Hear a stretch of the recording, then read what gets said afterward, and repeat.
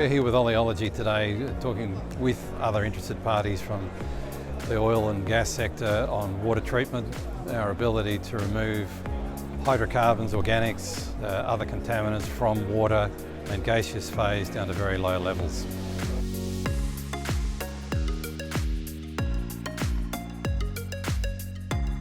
Principally, we're about helping industry discharge water into the environment without any environmental impact, doing it in a small footprint and for a low commercial cost.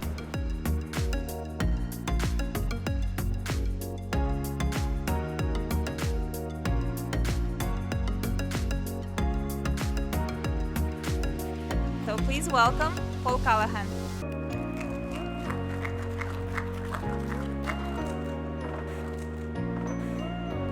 Contaminants will continue to pervade our environment for some time to come. So come and see us and we'll certainly be able to assist in many ways.